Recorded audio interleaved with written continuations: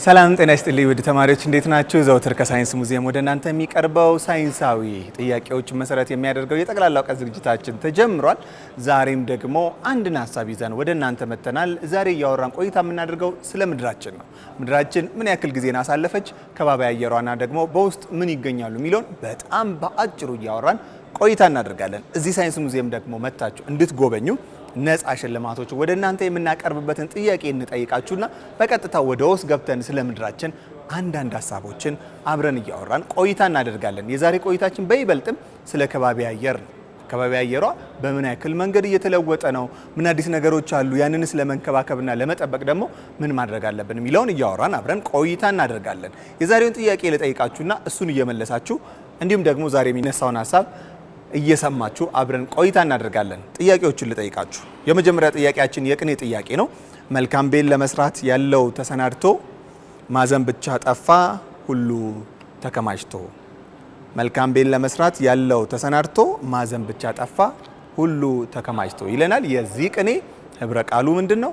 ሰምና ወርቁ ደግሞ ምንድነው የሚለውን ታወጣላችሁ። ሁለተኛው ጥያቄያችን ደግሞ በፍጥነት ስለሚለወጥ በሞባይሎቻችሁ ፎቶ አንሱና ቁጭ ብላችሁ አይታችሁ 5 ልዩነቶችን ትልኩልኛላችሁ። በተለይም ደግሞ አነስ ያለ ክፍል ላይ የምትገኙ ልጆች ወላጆቻችሁ ፎቶ ያንሱላችሁና አይታችሁ መልሶቻችሁን ትነግሩኛላችሁ። የመጨረሻውና የዛሬ ዋናው ጥያቄያችን ደግሞ ስለ ምድራችን ከባቢ አየር ስለምንነጋገር በይበልጥም በኋላ አነሳላችኋለሁ ምን የሚባሉ አሉ የሚባሉትን በየትኛው ከባቢ አየራችን ላይ ነው ስፔስሺፕ የሚባሉት ወይም ደግሞ ወደ ጠፈር የሚላኩ ሮኬቶች ሄደው ስቴይ የሚያደርጉት ወይም ቤት የሚሰሩት ወይም ደግሞ ሰዎች ስፔስ እዛ ሰማይ ላይ ቁጭ የሚሉ ስቴሽን ስላሉ ወይም ደግሞ ጣቢያዎች ስላሉ ያ ጣቢያ የትኛው የከባቢ አየር ሌየር ላይ ነው የሚገኘው የሚለውን ትነግሩናላችሁ።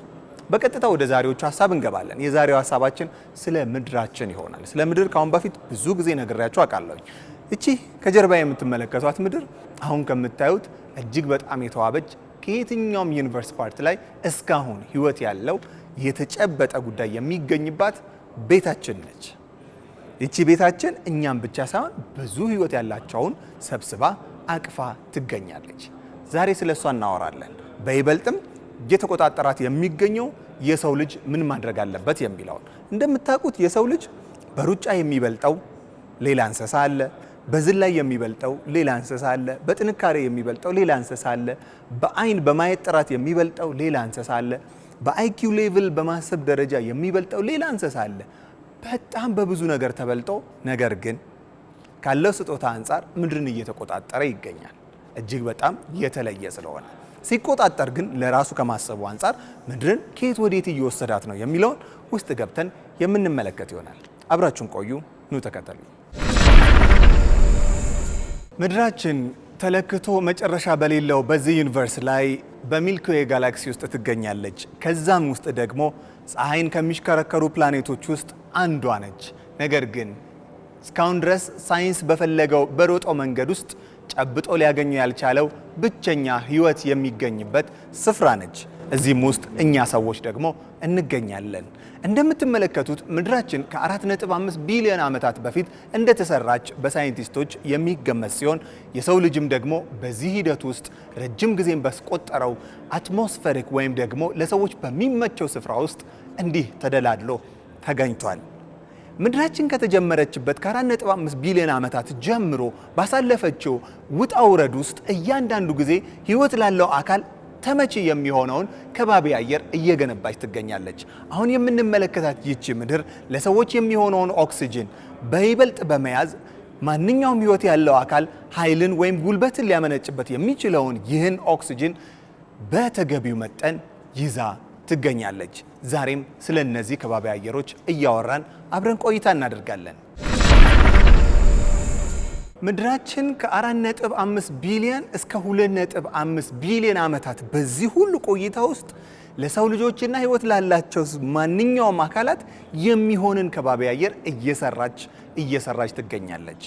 በዛ ጊዜ ውስጥ አካባቢው ላይ የሚገኘው አየር በጠቅላላ ልክ እንደ ሚቴን ጋዝ የሚባሉ በጣም አደገኛ ስናሸታቸው ሰዎችን ሊገሉ ህይወት ያለውን ነገር ሊገሉ የሚችሉ ብቻ ነበሩ። ነገር ግን በሂደት ውስጥ እየቆየ ለህይወት ላለው ሁሉ ተስማሚ የሆነን ከባቢ አየር መስራት ችላለች። ስለዚህ ከ2.5 ቢሊዮን ዓመታት ወደዚህ ያለው ህይወት ላለው ነገር አመቺ ሆኖ በተለይም ደግሞ ኦክሲጅንን በጥሩ ሁኔታ ማምረት ጀምራለች። በእርግጠኝነት ታውቃላችሁ ከምድር ውስጥ ጋዝ ወጣ ሲባል ኢትዮጵያም አሁን እያመረተችው ያለችው ጋዝ አለ።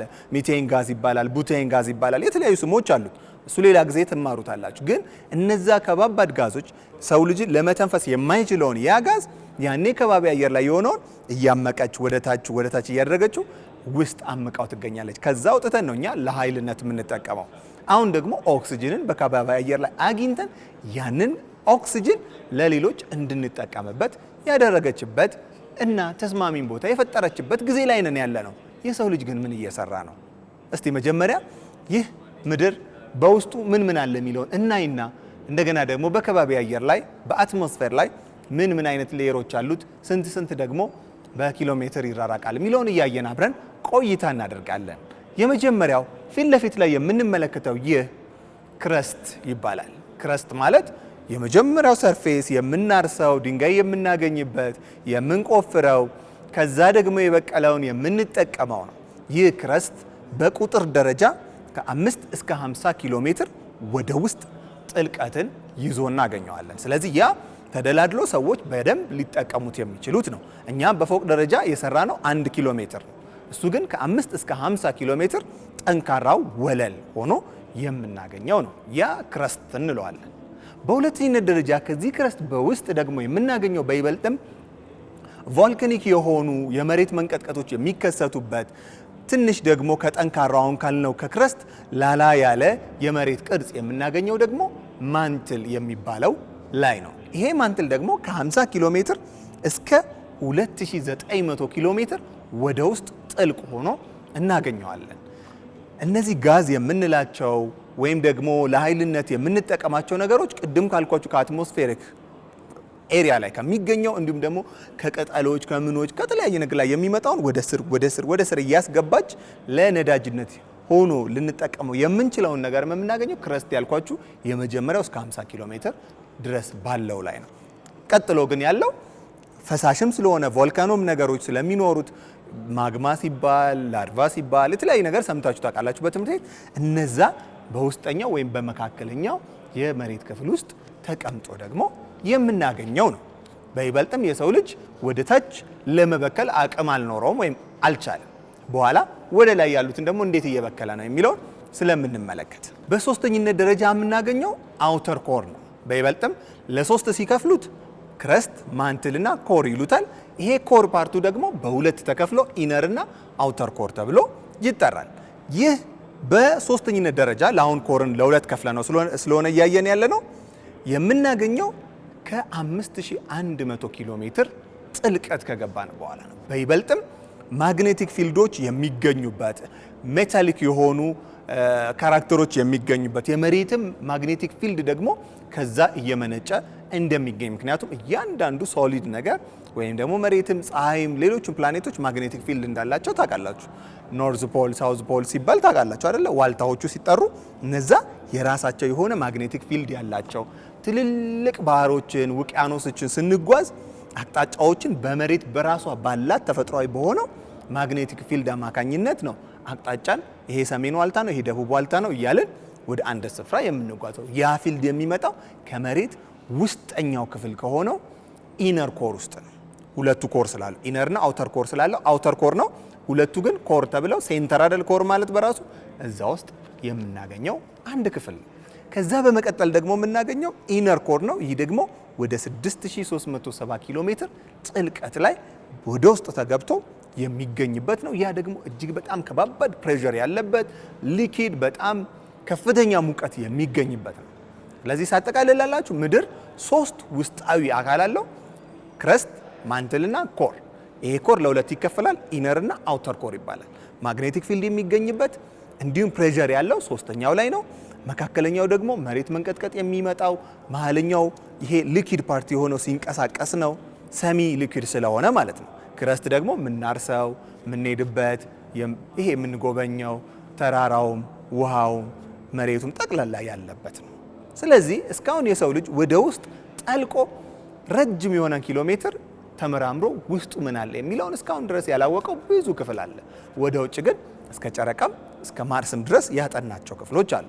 እስቲ የውስጡን በዚህ አጭር ጊዜ ውስጥ እንደዚህ ከተነጋገርን የበለጠም ስለምታነቡ ጥያቄዎቹን ላስታውሳችሁና የውጭውስ ደግሞ ምን ምን ይባላሉ የሚለውን እንመልከት። የመጀመሪያ ጥያቄያችን የቅኔ ጥያቄ ነው። መልካም ቤት ለመስራት ያለው ተሰናድቶ ማዘን ብቻ ጠፋ ሁሉ ተከማችቶ። መልካም ቤት ለመስራት ያለው ተሰናድቶ ማዘን ብቻ ጠፋ ሁሉ ተከማችቶ ይለናል። የዚህ ቅኔ ህብረ ቃሉ ምንድነው?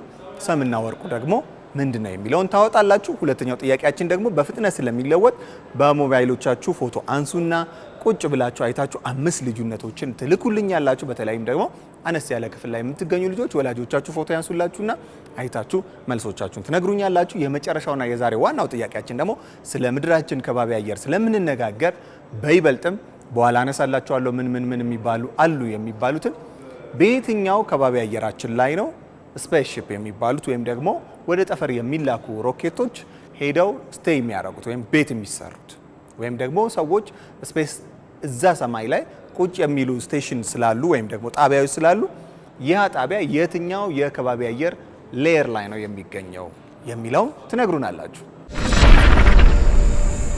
ተመልሰን መጥተናል። ጥያቄዎቹን መልሱ። እናንተ ደግሞ በትክክል ከመለሳችሁ የሳይንስ ሙዚየም መጥታችሁ ትጎበኛላችሁ። የመጨረሻው ክፍል ላይ መጥተናል። ስለ ምድራችን ታሪክና ውስጣዊ ማንነቷን ጥቂት አወራን። በዋነኝነት ዛሬ ልናወራ የመጣ ነው የምድር ውስጣዊ አካሏን በዚህ መንገድ የሰው ልጅ ማጥቃት ወይም ደግሞ ተጽዕኖ ማድረስ ካቃተው የውጭው ላይ ምን አይነት ተጽዕኖ እየፈጠረ ነው የሚለውን ልናይ ነው። ከጀርባ የምትመለከቱት ካርታ ወይም ደግሞ ምስል ምድራችን በ138 ዓመት ውስጥ ምን እያሳለፈች እንደሆነ የምንመለከትበት ነው። ሙቀትን ከየት ወዴት እየጨመረች ነው ያለውን የሚለውን እናንተ እያያችሁ እኔ ደግሞ ስለ ከባቢ አየር ጥቂት ለእናንተ ነግራችኋለሁ። ምድራችን 5 የተለያዩ ሌየሮች አሏት በከባቢ አየር ውስጥ። የመጀመሪያው እናንተም የምታውቁት ትሮፖስፌር የሚባለው እስከ 12 ኪሎ ሜትር ከፍታ ላይ የሚገኝ ሲሆን በአካባቢያችን ላይ ምን ያክል ኦክሲጅን ምን ያክል ናይትሮጅን አለ ስትባሉ የምትናገሩት የ21% እና የ78% ናይትሮጅን በዚህ ሌየር ውስጥ የሚገኝ ነው። ይህ ደግሞ ለሰዎችም ህይወት ላላቸው አካላቶች በትክክል ትንፋሽን መውሰድ የሚችሉበት መኖር የሚችሉበትን መጠን እየሰጠ የሚገኘው ነው። ስለዚህ ከዚህ ከባቢ አየር ከፍ እያለን በሄድን ቁጥር ህይወት ያላቸው አካላቶች የመኖር አቅማቸው ከባድ እየሆነ ይሄዳል። በቀጣይ ደግሞ የምናገኘው ስትራቶስፌርን ነው። ስትራቶስፌር ከትሮፖስፌር በመቀጠል የምናገኘው ሁለተኛው ሌየራችን ሲሆን ይህ ደግሞ ከ12 እስከ 50 ኪሎ ሜትር የሚያክል ርቀት ላይ ይገኛል።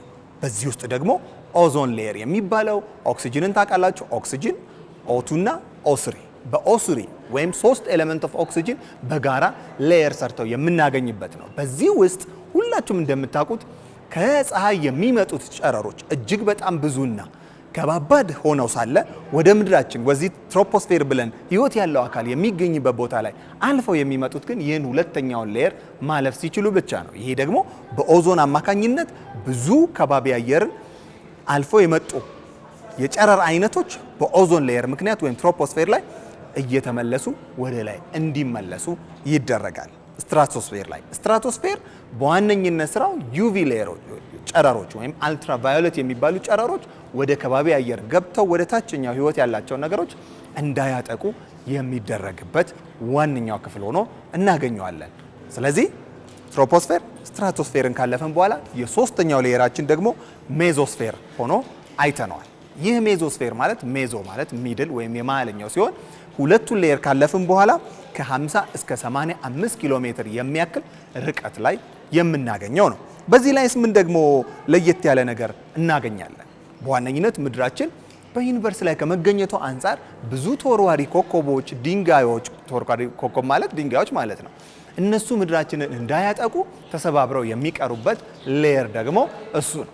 ስለዚህ አንዳንድ ድንጋዮች ወደ መሬት ሲመጡ በዛ ሌየር አማካኝነት ብሬክ ሆነው ተሰባብረው እንዲበተኑ ይሆናል። አንዳንድ ጊዜ በተለያየ ስፍራ ላይ አቧራ ከየት ይመጣል የሚባሉ ጥያቄዎች ይመጣሉ። ከመሬትም የሚመጡ አሉ። እንዲሁም በተጨማሪ ከላይ የሚመጡ በዚህ ሌየር አማካኝነት ሜዞስፌር ላይ ተበታትነው የሚቀሩ ብዙ ተወርዋሪ ድንጋዮች እኛን ሊያጠቁ የሚችሉ ነበሩ። ነገር ግን ከአሰራሯ ምድር ከተሰራችበት እኛን ለመጠበቅ እኛን ለመንከባከብ ከሄደችበት መጠን አንጻር ብዙ ነገር እኛን እየተንከባከበች ትገኛለች። ስለዚህ የታችኛው ላይ ምን ተነፍሰው ነገር አግኝተን፣ ሁለተኛው ላይ ስንሄድ ከባቢ አየር ላይ ወደኛ የሚመጡ ጨረሮች ተከልክለው፣ ሶስተኛው ላይ ስንሄድ ከሰማይ የሚመጡ ድንጋዮች ወደ ምድር እንዳይደርሱ ሆነው ይሄ ሁሉ እንክብካቤ ለኛ ለሰው ልጆች እየተደረገልን ነው።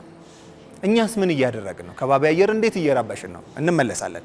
በቀጣይ የምናገኘው ትሮፖስፌር ነው። ትሮፖስፌር ራሱ ትሮፖ ቴምፕሬቸር ሙቀትን ይዞ ስለሚሄድ ከ85 እስከ 600 ኪሎ ሜትር የሚያክለው ርቀት ደግሞ ከመሬት ርቆ እናገኘዋለን። በዚህ ውስጥስ ምን ምን ዋና ነገሮች ይከናወናሉ ስንል አውሮራ የሚባል በጣም የሚያምር ጨረር በሰማይ ላይ የምናገኘው በተለይም ደግሞ በፖሎች በኖርዝ ፖል እና በሳውዝ ፖል ላይ የምናገኘው ያን ከለር የምናገኝበትና ከፍተኛ ሙቀት ደግሞ የሚገኝበት ስፍራ ነው።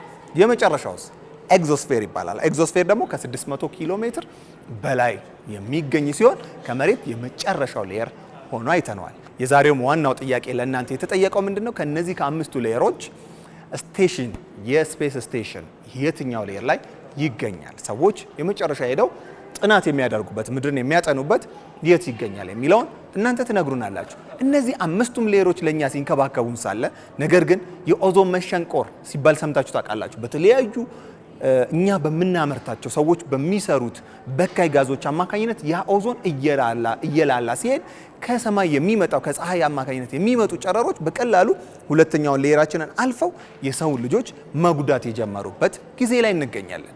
በዚህም 183 ዓመታት ውስጥ ምድር እጅግ በጣም ሞቃት እየሆነች የሄደችበት፣ ምክንያቱም ካርበን ሪሊዝ የምናደርገው ወይም የምናመጨው ካርበን አካባቢን በይበልጥ እያበላሸ እያሞቀ የሚገኝበት ጊዜ ላይ እንገኛለን። ያንንም ለመከላከል ኢትዮጵያም ሀገራችን ችግኞችን እየተከለች፣ ምክንያቱም ይሄ ሀገር የሁላችንም የእናንተ የልጆች ነው፣ የትልልቆች ነው የሚያስረክቡት። ስለዚህ መንከባከብና የተሻለን ከባቢ አየር ለትውልድ ማስረከብ ተገቢ ነው። ስለዚህ ያን ለማድረግ በይበልጥ ችግኞች እየተተከሉ በአካባቢ ላይ የሚመጣው ሙቀት ለመቆጣጠር እየተሞከረ ይገኛል። ከዛም ባለፈ ኃይሎች የምንጠቀማቸውን እያንዳንዱን ነገር በአግባቡና በጥንቃቄ መጠቀም ይኖርብናል። ያለበለዚያ በከባቢ አየር ላይ የሚገኘው 21% ኦክሲጅን ለኛ እየጠቀመን ያለ ነገር ግን እኛ የምናመነጨው ካርበን በይበልጥ እየያዘው ቦታውን የኦክሲጅን አማውንት እየቀነሰ አካባቢው እንዲበከል ያደርጋል። በትሮፖስፌር ላይ ወይም ደግሞ በመጀመሪያው ሌየር ላይ፣ ሁለተኛው ላይ ደግሞ ኦዞንን እየተሸነቆረ በሌላ ኬሚካል ውህድ እየተዋሃደ ኦክሲጅን 3 ኦክሲጅን ተደባልቆ ኦዞንን እንደሰራ ሌላ ኤሌመንት ደግሞ መጥቶ ሲዋሃድበት ያንን ኦዞን ሌየር ምን እያደረገ ይሄዳል? እያላላው ይሄዳል። የመጀመሪያ ጥያቄያችን የቅኔ ጥያቄ ነው።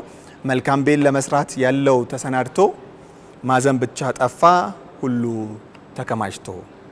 መልካም ቤት ለመስራት ያለው ተሰናድቶ ማዘን ብቻ ጠፋ ሁሉ ተከማችቶ ይለናል። የዚህ ቅኔ ህብረ ቃሉ ምንድነው?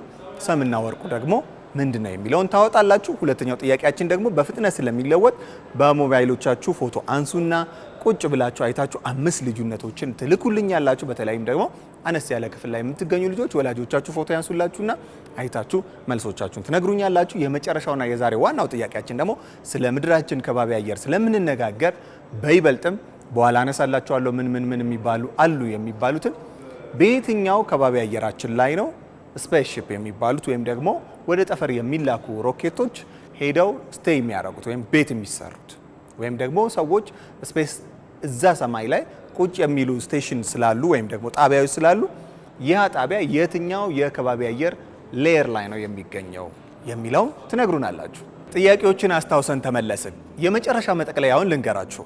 ምድራችን ለኛ ስትል ሁሉን እንክብካቤ እያደረገች ትገኛለች። እኛ ግን ሰዎች በብዙ እየጎዳናት እንገኛለን። በይበልጥም ወደ ከባቢ አየር የሚለቀቁ በካይ አየሮች ምድር ራሷን ከመቆጣጠር በላይ ብዙ ነገሮችን በመጥፎ ወደኛ እያመጣችብን ትገኛለች። ያም የሆነው ዋናው ምክንያት እኛ በምንሰራቸው ስራዎች ጎርፎች፣ ድርቆች፣ አላስፈላጊ የሆኑ አውሎ ነፋሶች ወደ ምድራችን እየመጣ ይገኛል። ይህንንም ለመከባከብ ደግሞ በምድራችን ላይ ብዙ ችግኞችን መትከል እንዳለብን በዚህ ዝግጅት በጠቅላላው ተነጋግረናል። ስንጠቀልለው ምድር ወደ ውስጥ 4 ክፍሎች አሏት። አንደኛውን በ2 ከፍለ ነው። ወደ ላይ ደግሞ 5 ክፍሎች አሏት። አምስቱም ለኛ የሚያስፈልጉ ነገሮችን እየሰጡን ይገኛሉ። ወደ ታች ደግሞ ወደ ከርሰ ምድርም ስንገባ ሶስቱም ለኛ የሚያስፈልጉ ነገሮችን እየሰጡ ይገኛሉ። በመሆኑም እኛ ሰዎች የሚያስፈልጋትን ነገር በጥንቃቄ መስጠት ይገባናል። የዛሬው ዝግጅታችን በዚሁ ተጠናቀቀ። አብሬያችሁ የነበርኩት እኔ ወገን ክብራይል ነኝ። ሳምንት ደግሞ ከዚህ ሳይንስ ሙዚየም አዳዲስ ሀሳቦችን ይዤ ተመልሼ እመጣለሁ። እናንተ መልሱ፣ መታችሁ እዚህ ጎብኙ።